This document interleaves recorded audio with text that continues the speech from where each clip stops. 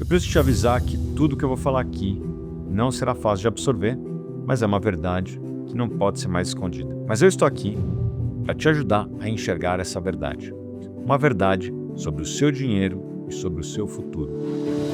Você já deve ter ouvido em algum momento como investidor que eles iam cuidar bem do seu dinheiro.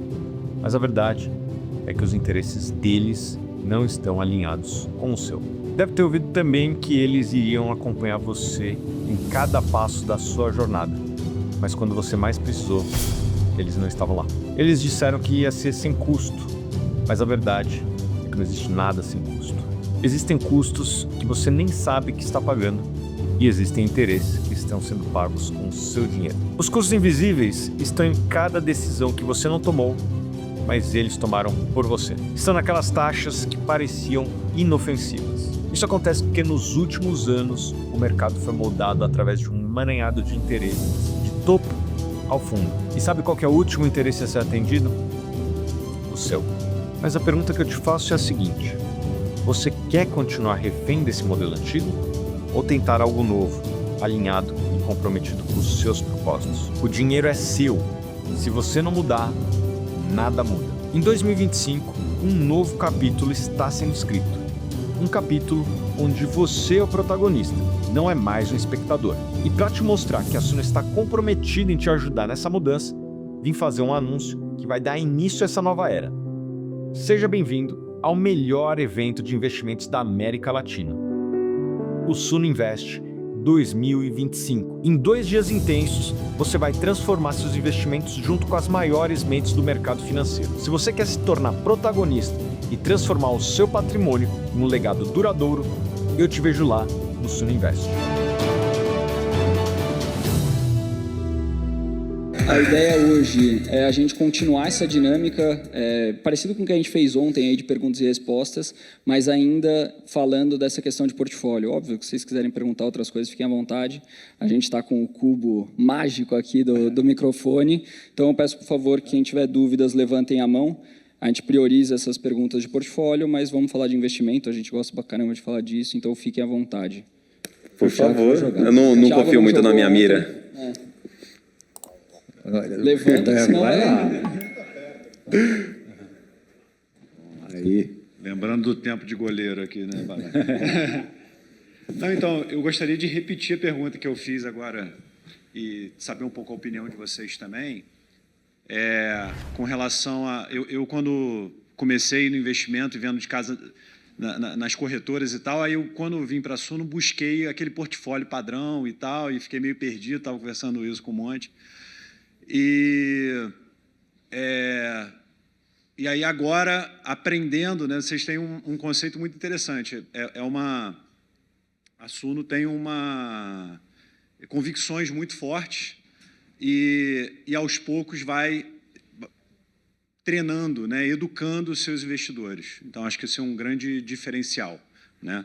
Então, agora, como eu queria aquele tipo de produto e talvez muitas pessoas vocês lançaram o portfólio, né, ali as 5 perfis básicos e tem os 3 que talvez seja ali, se eu entendi bem, o jeito Suno raiz de investir, né? Então, a pergunta que eu fiz para os consultores com relação ao fundo imobiliário, tem uma parte ali de ser considerado, ter uma ideia de alocação em renda fixa, dele ser uma renda fixa de certa forma. Essa é fácil. Com certeza não, tá? Tem uma resposta padrão para isso, né? Que o fundo imobiliário ele tem uma casca renda fixa, uma casca de renda variável, mas lá dentro é renda fixa. Isso é uma questão mais de semântica, de como é que você enxerga o produto, é uma maneira mais simples de explicar. Mas o fundo imobiliário, independente de qual natureza ele seja, você não tem essa característica. Agora, para dar um upside na sua pergunta, talvez a gente vai começar a enxergar uma coisa parecida com isso com os fundos CETIPados, que vai ter uma característica mais nesta linha. Então, não é um fundo necessariamente listado. Então, o fundo imobiliário que você tem aí na sua cabeça de recebível pode ser o mais conservador possível, pode ser o mais óbvio possível. Você não deveria enxergá-lo, em hipótese alguma, como um ativo de renda fixa. Embora, subjetivamente falando, você pode ter isso, mas muito mais para um entendimento seu. Tá? Ponto. Fundo CETIPado, dependendo de como ele está sendo estruturado, e o Thiago também tem uma opinião bem interessante disso, né, Thiago? Que os fundos CETIPados eles podem ainda ganhar mais espaço no Brasil e aí sim começarem aí um pouco nessa linha que ele falou. Eu não gosto de fundo CETIPado. Eu acho que tira a liquidez do investidor. É isso. Cria uma falsa sensação de estabilidade, mas no fundo você não tem a liquidez, né? É aquela história, comprei um imóvel, ele não cai de preço. Não cai porque não tem cotação todo dia, porque se tivesse, teria algum dia que ia aparecer um comprador querendo pagar um preço menor do que no dia anterior, e daí o preço iria, em teoria, cair. Os fundos imobiliários, mesmo aqueles que têm ativos de renda fixa conservadores, na hora que você bota na bolsa, ele tem volatilidade, lembra mais um título do Tesouro daqueles que NTNB, que tem altos e baixos, do que um CDI normalzinho, né? Eu jamais deixaria um dinheiro que você busca liquidez e estabilidade em fundo imobiliário. Então, só para passar para o Marcos aqui, a correlação que eu quero dizer é o seguinte, né? Você compra um título de renda fixa com essa característica que você está dizendo. O fundo CETIPado, ele tenta um pouco nessa linha. Você perde a liquidez, você vai ter só um vencimento qualquer. Não tendo vencimento, você tem que buscar uma fonte alternativa. Então, só para passar para o Marcos para ouvir a opinião e concluir aqui do meu lado, eu acho que isso é muito mais uma questão de semântica, de como é que você enxerga o produto. Então, se você realmente acredita dessa forma, eu acho que é muito mais uma divisão dentro da sua cabeça do que efetivamente no portfólio. Eu concordo com o que eles falaram. O que eu queria complementar é que o fundo imobiliário, por ele ter essa renda constante, ter essa renda todo mês, te trazer esse conforto, muitas pessoas acabam colocando ele numa caixinha de ou renda fixa ou numa caixinha de sempre vou ter aquele valor todos os meses garantido, que não é o caso. E o que eu acho que eu posso contribuir aqui é que, se a gente pensar na característica do produto e como que ele vai te entregar um resultado, fazendo essa paralela entre renda fixa e o fundo imobiliário, fundo de papel no caso, se você pensa na renda fixa, se você contrata ali, vamos lá, um Tesouro IPCA mais 5%, se você carregar aquilo até o vencimento, beleza, é isso. Está aí a sua renda fixa. O fundo imobiliário, ele dentro do de papel, que tem os CRIs, que em teoria, tudo dando certo, você carrega até o final, você tem aquele resultado, ele está dentro de um complexo, dentro de um sistema que não te garante nada fixo, e na verdade não te garante nada. Por quê? Pode dar certo, pode dar errado, pode pagar mais, pode pagar menos, pode extrair mais valor, pode ser mais passivo. Então, toda essa formatação que é ativa, que é variável, tira o fundo imobiliário dessa visão de ser uma renda fixa. Ele pode, na minha visão, agora falando de portfólio, o fundo imobiliário pode muito bem cumprir um papel mais defensivo na sua carteira, como ser ali um fluxo constante, talvez ser ali não quero usar a palavra reserva quando você recebe o dinheiro todos os meses, mas ser um valor que você pode contar com ele, um valor, não necessariamente será sempre o mesmo, mas um valor que entrará na sua conta ali todo mês, que pode ser usado para questões ali que você precisa resolver. Mas de forma alguma é uma reserva de emergência, de forma alguma é uma renda fixa, mas eu entendo o ponto e entendo por que as pessoas fazem esse paralelo. Mas, de toda forma, que nem o Baroni falou, ele está dentro de uma estrutura que é variável. Então, assim, o ativo ali dentro pode ser uma renda fixa, mas a estrutura dele não é, e faz com que ele realmente não seja e não possa ser considerado uma renda fixa. Eu queria só fazer um complemento ainda pensando em portfólio. As pessoas têm a falsa sensação que renda fixa é conservador, renda variável é arriscado, né? Sendo que dentro da renda fixa você pode correr muito risco, e dentro da renda variável você pode correr pouco risco. Você pode estar falando de um título de dívida da Americanas, que é renda fixa, só que é de altíssimo risco, ou você pode estar falando de ações de uma empresa de transmissão de energia, que é um reloginho que é quase uma renda fixa. E quando a gente fala de fundos, obrigatoriamente um fundo é renda variável. Um fundo de renda fixa é renda variável. né? Então, as pessoas não conseguem associar que renda variável não tem nada a ver com risco. O risco está no que você compra dentro da renda variável.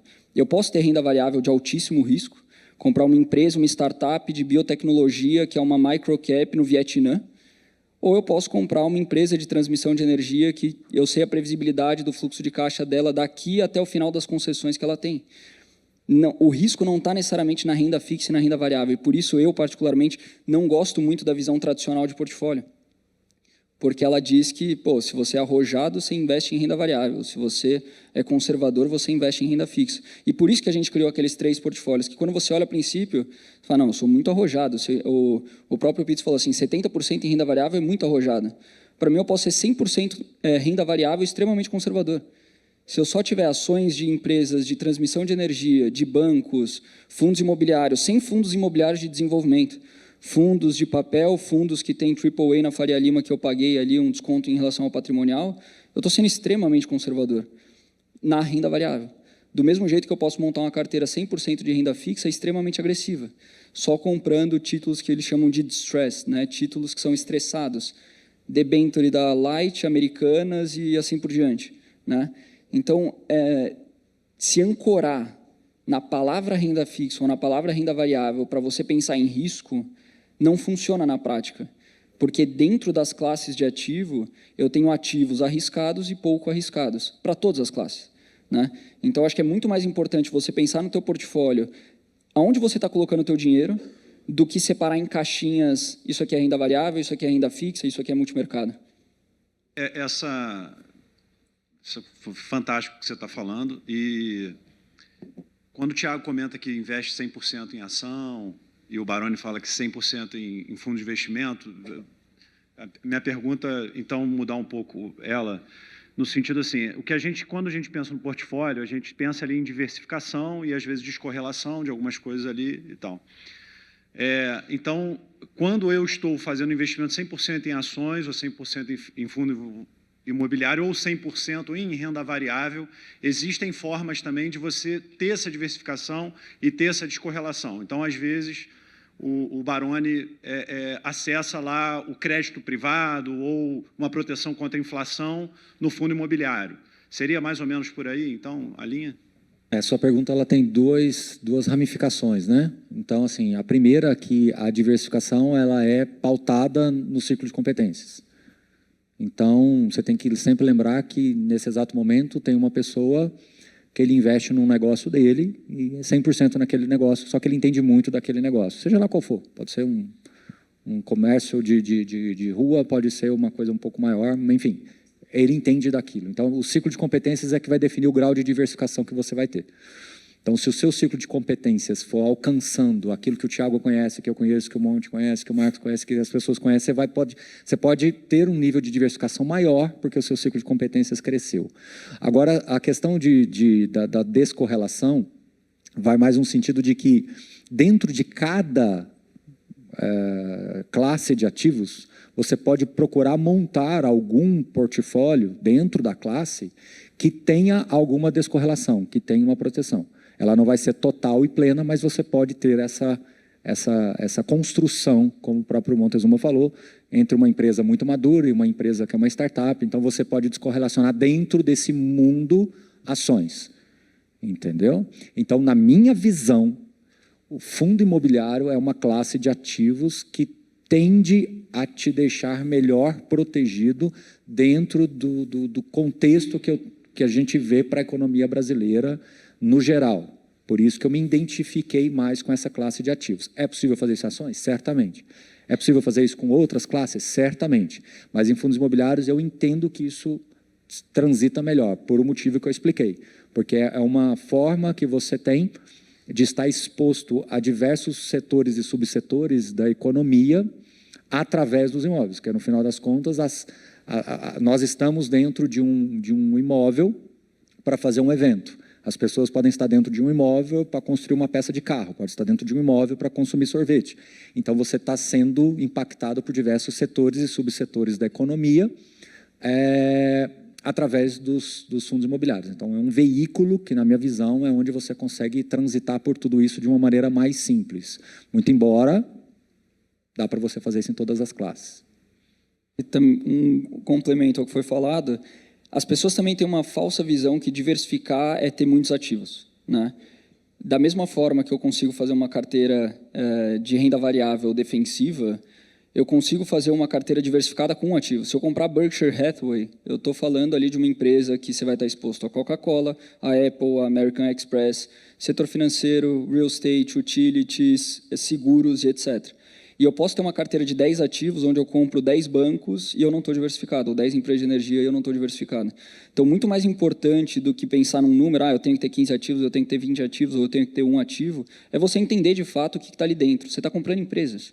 Se você tivesse um conglomerado de 60, 70 empresas, você ia achar que você está diversificado. Isso pode estar dentro de uma ação, né? Do mesmo jeito que se você tivesse, talvez, 2 prédios na Faria Lima, talvez você não se considerasse diversificado, né? Isso pode estar em 2 fundos imobiliários, ou, sei lá, comprar todos os fundos imobiliários de shopping. Você talvez esteja exposto, por mais que nos subsetores, por conta das lojas, vai ter essa diferenciação, talvez você esteja mais concentrado em exposição do que comprando uma Berkshire, que você vai estar desde a Apple até a Coca-Cola, American Express, bancos e assim por diante. Então, entender o que está dentro do que você está comprando é muito mais importante do que colocar em caixinhas e falar, putz, eu estou diversificado se eu tenho 10 ativos ou mais. Isso não resolve o seu problema, sabe? Eu aprendi uma frase muito simples. A gente não deve ficar refém da nossa própria lógica. Eu acho que tentar estratificar melhor e não ficar refém da própria lógica seja um caminho importante que o investidor deve passar. Em algum momento essa chave se vira, entendeu? E aí as coisas vão ficando mais claras. Então acho que talvez o momento para você está chegando aí de você ficar... Essa questão das caixinhas, dos portfólios, ela serve sempre como bússola para você. Ela não é na vírgula. Toda vez que você tenta ir por esse caminho, normalmente não funciona. Obrigado. Pode jogar a caixinha aí. Agora, olha lá atrás. Lá atrás. Não, lá atrás é legal, hein? Quero ver, hein? Agora vai. Boa. Rapaz. Pessoal, queria saber, startups que chegaram até o IPO, Uber, Airbnb e o próprio Nubank, são empresas que têm características próprias de análise? E se sim, quais são elas? Faz uma pergunta, não sei por onde começa. Bom, eu acho que tem que ser imagino que seja no começo a análise, né? Análise no começo e análise no final, acho que é bem diferente. Uma empresa que vai fazer um IPO já deveria ser uma empresa mais madura, que já está lucrativa, já pode até pagar dividendos, né? Acho que análise no começo, no final, é bem diferente da análise do começo. Se eu fosse investir numa startup em D0, eu gostaria de ver o tamanho daquele mercado endereçável, a visão de negócios, o que esse cara traz de diferente, quais são os principais membros do time, o que eles já construíram, né? Eu acho que eu analisaria isso. Uma empresa mais madura, se analisa outras coisas, principalmente os resultados financeiros, né? Mas eu acho que isso aí vai mudando ao longo do tempo. É uma empresa jovem, ainda nem tem resultados, né? Imagina a Suno no primeiro dia, o que você iria analisar? Nem tinha. Então, assim, era diferente de você analisar uma empresa hoje, que já é mais madura, etc. Então, as formas de você analisar uma empresa vão mudando ao longo do estágio de maturidade daquela empresa. A mesma coisa para um imóvel, né? Um imóvel no chão, que não tem nem nada, é outra maneira de você analisar de um imóvel já maduro numa região mais desenvolvida. Eu acho que o ponto principal para você analisar quando é uma empresa em construção, principalmente na fase estágio inicial, são as pessoas. No final do dia, você está comprando uma equipe, né? São os empreendedores que estão lá e como que eles têm capacidade de desenvolver um negócio. Você não tem um negócio ainda, né? Você tem pessoas que vão desenvolver um negócio, então é uma aposta no time. Muito diferente de você pegar uma empresa madura, que você tem lá 10 anos de demonstrativo financeiro, que ali está a tomada de decisão que foi feita ao longo da história e dali você consegue extrair muita informação do que foi realizado. Acho que uma empresa madura depende muito menos do empreendedor do que uma empresa em estágio inicial. Se você pegar uma Petrobras, uma Vale, se mudar o presidente, Acho que o impacto dela na operação é muito menos relevante do que você tirar o Steve Jobs da garagem dele e colocar outra pessoa, né? Então, acho que as pessoas, a maior diferença, na minha opinião, e é a minha opinião pessoal, como analista numa empresa, numa startup ou numa empresa que está começando para uma empresa madura, é que você está investindo em pessoas e não necessariamente numa operação que já é rentável. Acho que eu queria esclarecer um pouco melhor minha pergunta, acho que eu não fui muito claro no que eu queria saber. Uma Uber tem 15 anos de idade. Teoricamente, são caras que já alcançaram maturidade, já tem um IPO, já tem um fluxo de caixa muito relevante. No entanto, a característica dessas empresas tem uma característica de, por exemplo, investimento em carros autônomos, que a Uber está fazendo, ou no próprio projeto Elevate para buscar meios de transporte um pouco mais futuristas, por assim dizer. O próprio Nubank tem, apesar de ser um banco, ele tem vários elementos operacionais que diferem drasticamente dos bancos tradicionais, seja em forma de canal, seja em forma de como é que eles estão se preparando para o futuro.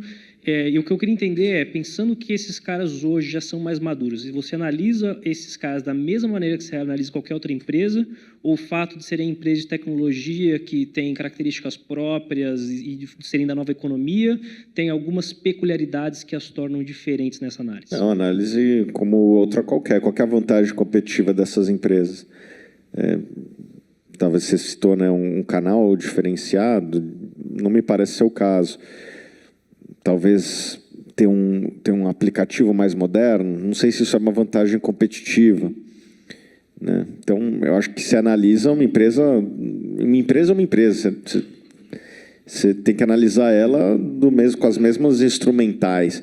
Óbvio que quando o estágio é diferente, você dá mais peso numa coisa do que noutra, né? Como o Montezuma falou, cara, uma startup em D0 é mais pessoas. Uma empresa do tamanho da Petrobras, não que pessoas não sejam importantes, óbvio que são, mas são mais, entre aspas, muitas aspas, substituíveis. Sai um presidente da Petrobras, entrou outro, mudou muito pouca coisa. Dito isso, um Nubank ou um Itaú, eu analisaria da mesma forma. Isso não significa que uma empresa não é diferente da outra, né? Uma pode ter uma estrutura mais leve, não tem tantas agências e por conta disso não tem tantos funcionários, não tem tanto gasto com imóveis, etc. Isso poderia ser uma vantagem se ele consegue adquirir clientes só no boca a boca e não gastar com agência, que é um custo enorme. Mas, no final do dia, é uma análise parecida para as duas empresas. Isso não significa que as empresas são parecidas. E acho que se você está num setor que é um setor que está muito sujeito à mudança, é um setor disruptivo e tudo mais, você sempre tem a opção de colocar na pilha dos problemas difíceis e não resolver esse problema, né? Acho que é muito o que o Munger e o Buffett falaram nessa annual meeting sobre o Elon Musk, né? Ele é um cara brilhante, não tem dúvida disso, ele está ali no edge da tecnologia tentando resolver problemas impossíveis, né? Como colonizar Marte, como fazer internet para o mundo inteiro e etc. Você não precisa resolver esse tipo de problema, né? Você pode esperar um problema muito mais simples para resolver, que é quando a empresa de energia, que você sabe que o fluxo de caixa dela você consegue prever com uma assertividade muito grande, quando ela está barata, você compra, né? Investir não é sobre resolver problemas difíceis, é sobre ter a paciência para aguardar os problemas fáceis e quando eles aparecerem você resolver.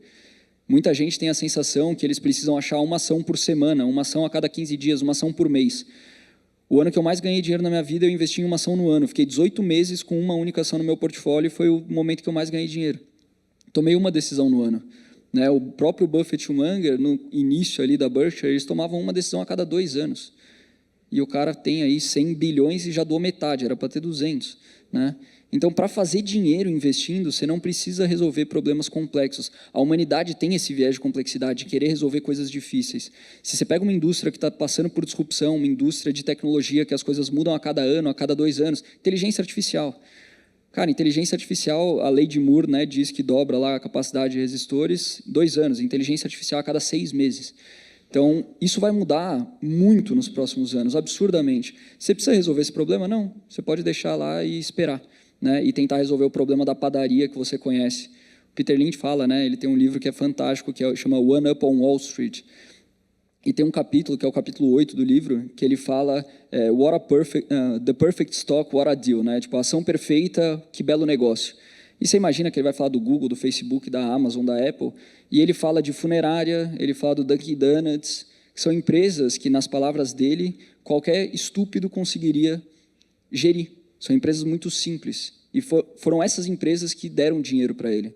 Né? Ele fez 4 ou 5 vezes o patrimônio dele em Dunkin' Donuts, que é uma empresa extremamente simples de você entender.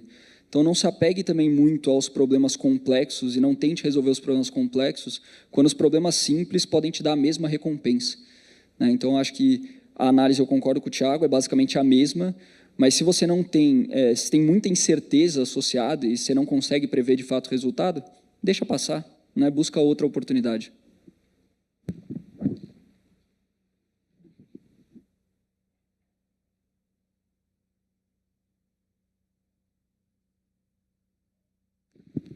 Bom dia. Qual que é a melhor forma de usar dados macroeconômicos, micros e contexto global para decidir a estratégia de alocação? Ficou bem claro para mim ontem que ele tem que tomar cuidado e excluir tudo que é ruído, mas tirar do ruído que dado, que informação e como eu devo usar isso para decidir classe de ativo, alocação, né, e classe de ativos. Cara, eu raramente uso, tá? Eu não uso no meu dia a dia isso, não. Para não dizer que não serve para nada, eu acho que geralmente, quando está muito longe da média, os juros daquele país, né, no caso do Brasil, há uns 2, 3 meses atrás, estava bem distante da média, né? Acho que foi o Vini que falou, né? Quando está acima de 6, compra. Quando está abaixo de 4, vende. Eu acho que isso vale também um pouco para os ativos de risco daquele país. Né? Geralmente, quando o juros implícito está muito acima da média histórica, significa que o risco daquele país está acima da média histórica e eu acho que você deveria considerar. Né? Quem me segue no Twitter viu que no começo do ano eu escrevi assim, previsão ousada. A Bolsa da Argentina vai ser uma das que mais vai subir esse ano, bem como foi ano passado. Porque os prêmios de risco na Argentina tinham explodido, né? Assim, as coisas não valiam nada lá, né? Um shopping chegou a valer o preço do aço e do cimento, muito pouco, né? Então eu me norteio muito nisso, onde que estão os prêmios de risco do mundo e muitas vezes as taxas de juros. Então eu olho um pouco a taxa de juros e gosto de dar uma olhada. Isso não significa que eu vou, tá juros altos, vou investir. Não significa isso. Mas quando os juros estão acima da média histórica de uma certa geografia, me chama a atenção e me estimula a analisar ativos naquele local. Basicamente é isso. Eu acho impossível de prever a economia. Não conheço ninguém que consiga fazer isso com consistência.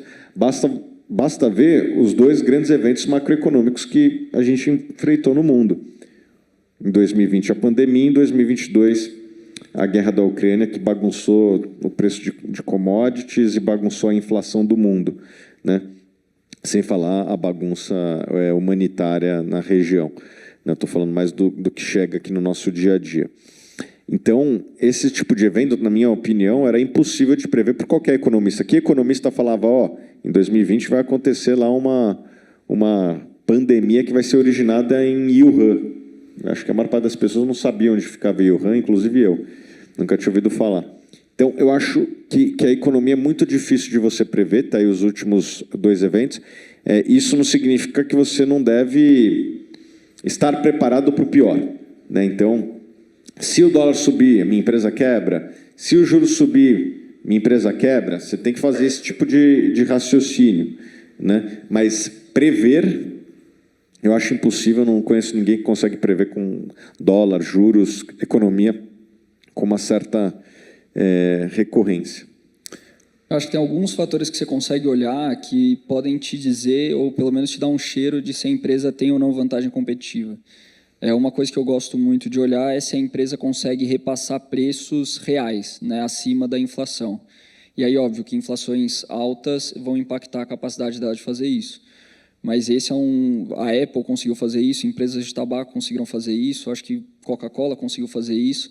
Pricing power é uma vantagem competitiva que aumenta a rentabilidade sem você ter custo adicional. né? Se a Apple vender o mesmo número de iPhones 10% mais caro, ela provavelmente aumenta o lucro dela 20% a 30%, porque você tem a alavancagem operacional, né? Você não tem nenhum custo adicional, você está vendendo mais caro, você paga imposto, isso vai para o bottom line. Então, a coisa que mais me impacta, digamos assim, em análises em termos de números de economia, indicadores de economia, é basicamente inflação, nesse aspecto de entender se a empresa tem ou não pricing power. Porque se ela não consegue corrigir preço e a inflação vai comendo a margem dela, no final do dia você vai ter uma empresa que não vai gerar o mesmo fluxo de caixa que ela gerava quando você estava analisando a princípio.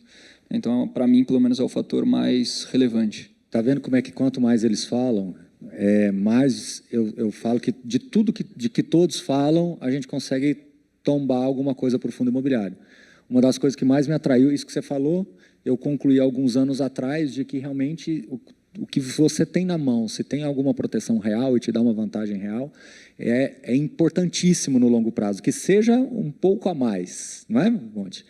E o fundo imobiliário ele tem essa característica, tá certo, temos ciclos, temos algumas dificuldades aqui, outra ali, mas, na média, o fundo imobiliário ele se propõe a ser um ativo real que tende a te proteger contra a inflação e, em ativos bons, a colocar mais retorno no seu bolso corrigido pela inflação. Certo, Marcos? Certo. Eu queria trazer até essa discussão por um outro ângulo. Como que eu penso um pouco sobre macro em geral, como é que isso me ajuda, né? Quando eu monto a carteira em si, eu devo montar uma carteira que seja estruturalmente forte e sólida para passar por qualquer tipo de período. Óbvio, a gente não consegue prever uma guerra, não consegue prever uma pandemia da vida, mas a sua carteira ela deveria funcionar, juros altos, juros baixos, inflação alta, inflação baixa. Se você montou a sua carteira com a sua estratégia, separou bonitinho o tipo de investimento, colocou ali um pouco de renda fixa, fundo imobiliário, ação, tudo mais, estruturalmente a sua carteira ela tem que funcionar independente. Aí sim, aonde que entra macro para me ajudar? Porque eu preciso acompanhar, eu preciso saber o que as coisas estão acontecendo. Se os juros estão subindo muito, eu preciso entender como que isso talvez impacte ali a empresa que eu tenho, ou o fundo imobiliário que eu tenho, inflação, a mesma coisa. Então isso me ajuda a me guiar ali, mas eu já tenho um objetivo, uma trilha definida. Não é porque, juros está alto, eu vou mudar tudo aqui, vou mudar toda a minha estratégia, vamos para a esquerda. Não, agora juros está baixo, vamos para a direita agora. E eu fico trocando meu portfólio toda hora. Então, você não tem uma estratégia bem definida, você está correndo atrás de alguma coisa que muitas das vezes você não vai conseguir atingir. Então, tenha uma carteira estruturalmente bem montada, dentro da sua estratégia, que sobreviva a qualquer cenário, que funcione a qualquer cenário. Claro que ela vai ter performances diferentes, em cenários diferentes, mas no longo prazo ela funcione. E daí você pega esses outros elementos e complementa para você entender, não, talvez eu possa só ir um pouco mais devagar agora, um pouco mais rápido, talvez eu tome um pouco mais de cuidado aqui, talvez mais ali, mas no geral não muda nada na sua estratégia segue sendo a mesma. Então eu não tentaria prever as coisas baseado em político, prever as coisas baseado em aonde vai estar os juros, mas isso obviamente vai me guiando um pouquinho no comportamento, a estratégia segue a mesma. Perfeito, obrigado. Aí, bora. Tentar longe agora. Arriscado, hein? Oi!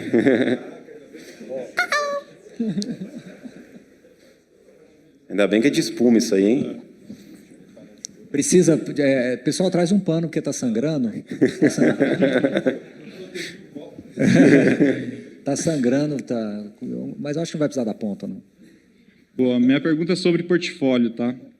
Eu até tinha comentado aqui na dinâmica sobre a teoria moderna de portfólio, que o pessoal conhece como teoria de Markowitz, que foi um economista lá, americano, ganhou o prêmio Nobel, inclusive, por causa disso. Eu queria entender se vocês aplicam essa teoria até para a carteira pessoal de vocês e na Suno também, e se não, qual outro modelo que vocês utilizam? Agora vai ter briga. Não, eu falo assim, na carteira pessoal eu não posso comprar e vender toda hora, então não dá. Mas eu acho interessante, a gente tem lá um software chamado Economática, né? E ali a gente bota os upsides que a gente acredita para cada ação, e com isso ele olha a correlação passada dos ativos e daria uma carteira sugerida para os diversos níveis de risco, né? O que a gente está falando aqui é um assunto um pouco mais complexo, um assunto um pouco mais denso. Talvez o O Baroni nem estudou isso aí para passar nas provas e nunca mais viu, né, Baroni? Markowitz. Eu acho que é interessante como um norte, tá? Essa carteira, vamos dizer assim, otimizada, porque ele analisa a correlação passada dos ativos, que não necessariamente é a correlação futura, né? Porque às vezes os ativos eles mudam seu perfil ao longo da vida em termos de risco e em termos de correlação. Te dar um exemplo, né? Até a crise de 2008, bancos nos Estados Unidos eram considerados arriscados. Há 30 anos atrás, ou 20 anos atrás, empresas como Microsoft eram consideradas arriscadas e hoje são vistas como ativos de baixo risco. Apple era visto como um negócio altamente arriscado, né? E hoje já são interpretadas como ações de baixo risco. O Google um dia já foi visto como uma ação arriscada e hoje é visto como uma ação de baixo risco. E na minha interpretação eu concordo, eu acho que quando estava lá no começo tinha de fato mais risco e hoje é uma tecnologia que se mostrou vital no dia a dia das pessoas. Então, a volatilidade das empresas vai mudando ao longo do tempo, né? E a correlação delas também vai mudando ao longo do tempo, né? Então, para dar um exemplo aqui em shoppings, né? Shopping sempre foi visto como do mercado de imóveis um negócio mais tradicional, um negócio mais maduro. O que aconteceu na pandemia? Fechou, foi para zero, né? Assim, as vendas naquele momento, depois está recuperando e já, em alguns casos, até superou as vendas de antes. Mas naquele momento se mostrou um negócio de alto risco, né? É coisa que depois foi mudando de lá para cá. Então, o Markowitz ele olha o passado que não necessariamente vai ser igual ao futuro, né? Mas acho que o passado é um bom guia. E se você bota os upsides ali, ele te dá uma carteira sugerida para aquele determinado nível de risco, né? Eu acho interessante como um norte, tá? E a gente até usa isso para debates internos, tipo, pô, essa ação caiu e agora está com mais upside, faz sentido dentro dessa nossa carteira de dividendos aumentar as ações da Vale. Por quê? Porque a Vale caiu, dada a correlação dela com os outros ativos, ela ficou mais interessante, então a gente aumenta aqui. Mas eu uso mais como um norte do que como algo para seguir assim a ferro e fogo. Mesmo porque, se você for seguir a ferro e fogo, você tem que mudar a carteira todo dia ali, porque os preços dos ativos eles estão mudando de segundo em segundo, né? Então, em teoria, o Markowitz, a carteira sugerida, ela mudaria também de segundo em segundo. Eu acho que faz sentido para fundos nesse objetivo, principalmente de diminuir a volatilidade e tudo mais. Como pessoa física, eu acho que tem uma falha na essência da teoria, né? A teoria parte da premissa que o ser humano é racional. E quando a gente olha para o mercado de investimentos, a única certeza que a gente tem é que isso é uma baboseira sem tamanho, né? Então, quando você parte de um fundamento que, na minha visão, e aí, óbvio, não tem certo e errado, e acho que essa é a beleza de investir, mas quando você parte de uma premissa que, na minha visão, não tem fundamento, a teoria perde o sentido, né? E eu claramente não uso, dado que eu fiquei 18 meses com um único ativo na minha carteira. Acho que hoje eu sou mais diversificado que eu já fui na minha vida e tenho 6 ativos, né? Então, para mim, é muito mais sobre comprar ativos abaixo do valor, né, com preços abaixo do valor, do que para você ter uma carteira de menor volatilidade ou qualquer coisa do tipo. Eu acho que faz bastante sentido para fundos, porque fundos, o gestor está num papel ingrato de ter um passivo, né? Então, com muita volatilidade, ele acaba tomando saque, isso impacta a performance do fundo. Então, reduzir a volatilidade num fundo é importante, justamente para que o cotista tenha maiores retornos, né? Então, acho que é uma teoria legal nesse tipo de aplicação. Vocês, como pessoa física, vocês não têm essa necessidade pelo simples fato de vocês não terem passivo, né? Vocês têm patrimônio líquido, você pode aguardar, você pode ter 1, 2, 3 ativos, enfim, quantos você julgar necessário. Então, acho que a definição do mercado eficiente de Markowitz, para mim, não faz sentido. Eu gosto da definição que o Howard Marks traz, que é uma ótica que aí sim, para mim, faz bastante sentido. Que ele fala que o mercado é eficiente em incorporar as informações ao preço. Só que, como o ser humano não é racional, essa incorporação muitas vezes se dá de maneira exagerada e o preço fica errado. E aí que você vem com oportunidades. Então, o Value Investing, ele parte da premissa que o preço e o valor são diferentes. E o mercado eficiente para Howard Marks, é o simples fato de que as informações disponíveis publicamente são rapidamente incorporadas ao preço. Isso, para mim, é um fato. Né? Veio a pandemia, a bolsa caiu em uma semana 40%. Foi rápido a incorporação no preço. Agora, os ativos que estavam ali dentro perderam 40% a capacidade de geração de caixa na perpetuidade? Eu acredito que muitos deles não. E aí que vem a oportunidade. Então, eu gosto de enxergar o mercado eficiente dessa forma. Ele é rápido em incorporar as informações que estão disponíveis publicamente. Não necessariamente isso vai resultar num preço correto. Ele não é necessariamente certeiro ou assertivo na forma que ele precifica, apesar dele incorporar a informação rápida.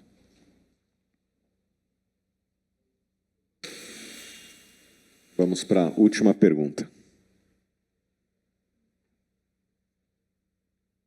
Alguém quer perguntar? Ah, ali, ó. Ali atrás, joga o cubo. Aqui, ó.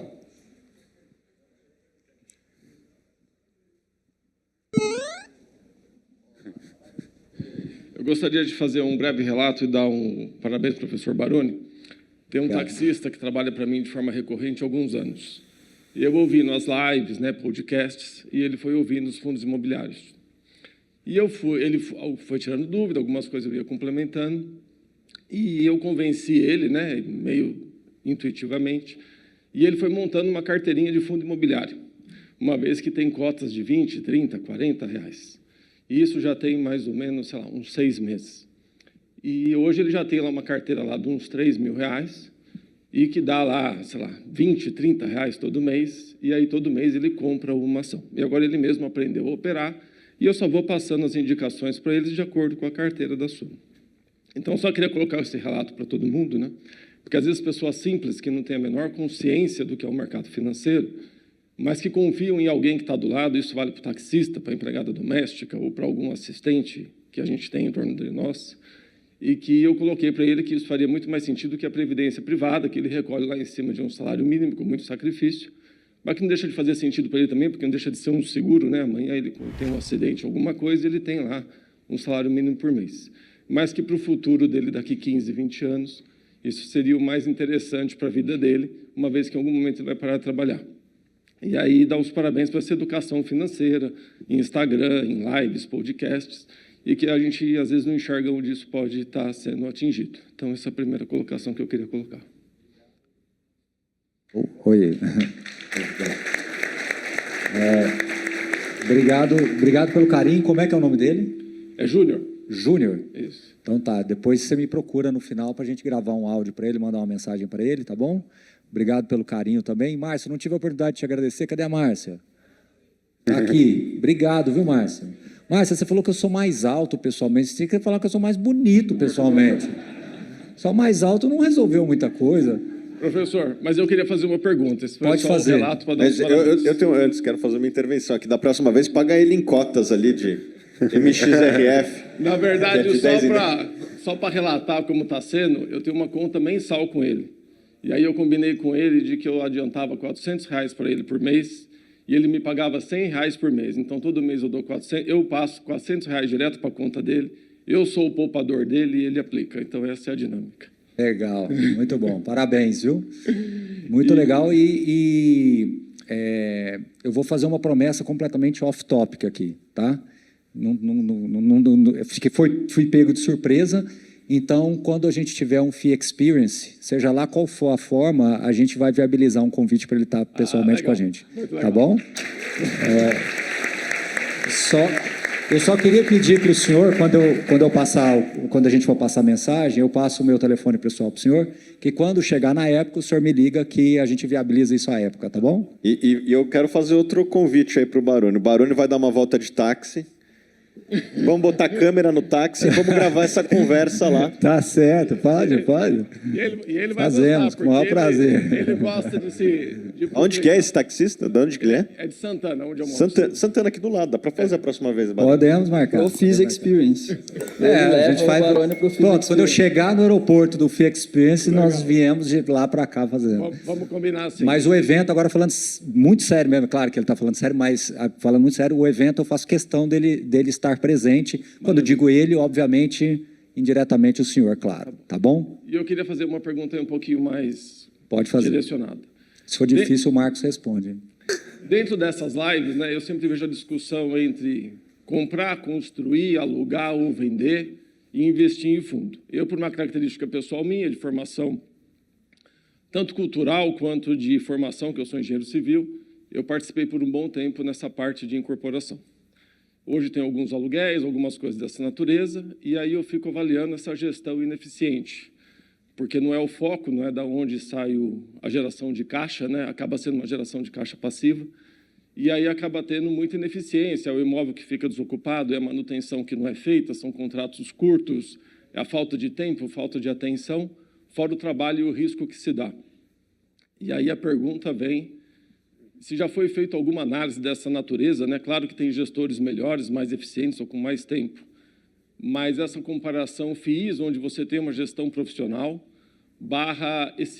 tem a oportunidade caseira, quando você compra e constrói, eventualmente aluga ou venda, mas, do outro lado, você tem uma ineficiência dessa gestão na pessoa física.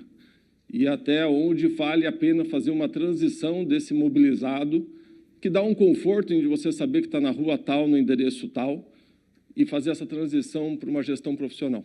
Excelente pergunta e vou te tomar um tempinho, porque isso aqui dá quase outro evento, mas eu tenho uma opinião muito formal sobre isso, eu vou até puxar um pouquinho para trás. É aquela discussão do imóvel físico e investir em fundo imobiliário. Eu falo que essa decisão ela não é matemática, ela é uma decisão familiar, ela envolve outras premissas, ela envolve uma série de questões familiares que superam a matemática. Então, as pessoas ficam fazendo conta para explicar para os outros se vale a pena ou não ter um imóvel ou alugar. Eu acho que esse conteúdo ele é inconclusivo, porque você está partindo da premissa equivocada, que na minha visão ela é de contexto familiar. E essa que o senhor acabou de me fazer, ela tem um pouco disto também, porque muitas das vezes, se o senhor tem uma natureza aí, né, uma profissão de engenheiro, talvez o senhor pode ser mais capaz de captar um terreno, alguma coisa, construir uma casa, o senhor tem acesso a fornecedores de uma maneira mais eficiente, o senhor consegue acompanhar a obra de uma maneira mais eficiente, e aí ao final desse processo, o senhor pode vender aquela casa, partir para um outro negócio, o senhor pode alugar e com recursos que o senhor faz parte do seu dia a dia ali, o senhor pode comprar um outro terreno e fazer outra casa, e num dado momento o senhor está com um portfólio ali de casas ou pequenos galpões que são alugados, armazéns, né, que a gente poderia até falar, que estão alugados, porque o senhor conseguiu construir bem, o senhor comprou bem. Veja o que eu estou falando, que faz toda a diferença.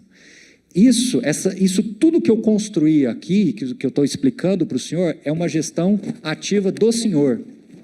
É o senhor que está realmente trabalhando, é do suor que está vindo esse resultado, é do dia a dia. Comparar isso com o fundo imobiliário não vai ser conclusivo também. Porque quando você está comparando isso com o fundo imobiliário, o senhor está misturando uma gestão ativa do trabalho do senhor para o fundo imobiliário. Então, esse é o primeiro ponto. Aí o senhor pode virar para mim e falar, poxa, Baroni, mas eu tenho 5 casas ou 2, 3 armazéns e eu queria saber se vale a pena eu vendê-los para colocar em fundo imobiliário. É muito complexo ter essa resposta. Por quê? Porque se o senhor tiver um imóvel muito bem feito, muito bem localizado na cidade ou no bairro que o senhor mora, que o senhor conhece muito bem o ciclo de competências ali, e esse ativo ele pode ter um valor agregado muito grande, que talvez um fundo imobiliário não vai te entregar. Então, o que normalmente eu sugiro para casos assim? Se você tiver 2, 3 imóveis e quiser ter essa experiência, talvez comece por aquele imóvel que possa estar te dando um pouco mais de trabalho, ficando mais vazio, estragando mais, os locatários nunca ficam lá, sempre saem, entram, estragam o imóvel do senhor. Comece por uma experiência que hoje está te tirando o sono, te incomodando. Desde que decidido em família, é um bom começo. O que não se pode misturar é gestão ativa com a renda passiva, mesmo sendo de um fundo ativo. Não dá para eu comparar a performance de um fundo de shoppings, um fundo de galpões logísticos, com o fato de eu comprar um terreno, construir uma casinha e vender. A comparação ela não tem equivalência. E quanto mais a gente começar a tentar chegar e querer concluir, a gente vai esbarrar em premissas que não foram bem fundamentadas. Percebe? Então, esse é um ponto. Sim. No caso, por exemplo, comprar, aí é uma outra, comprar, vamos tirar a minha gestão ativa que eu estou ficando cansado. E aí vamos partir para o comprar o de uma incorporadora, e eu vejo que mesmo na carteira da Suno tem indicação, não me engano, essa indicação só de 2 incorporadoras. Acho que a Trisul e a Cirela, se eu não me engano. E comparando com comprar um imóvel na planta, num lugar onde você acha que vai ter um potencial.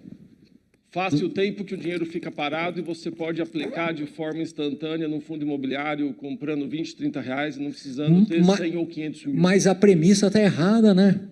A premissa está errada, porque assim, a partir do momento que o senhor fica sócio de uma Exetec, de uma Cirela, de uma Allianz ou de um fundo imobiliário, é um contexto muito diferente. É uma outra dinâmica de investimentos. A partir do momento que o senhor tem uma decisão aqui dentro do seu ciclo de competência fechado, o senhor pode ter um retorno muito superior. É a mesma coisa se o senhor virar para mim e me colocar na situação assim, Baroni, eu estou aqui com a minha esposa decidindo se eu vou abrir uma franquia aqui no bairro de casa para vender um açaí, para vender alguma coisa, vou começar a empreender, ou se eu compro o Google. Sabe, mesmo que seja do mesmo setor, tudo bem, mas o que eu quero dizer assim, é que são equivalências, são escalas muito diferentes. Por que a gente não consegue concluir? E eu posso perguntar para 100 pessoas que estão aqui.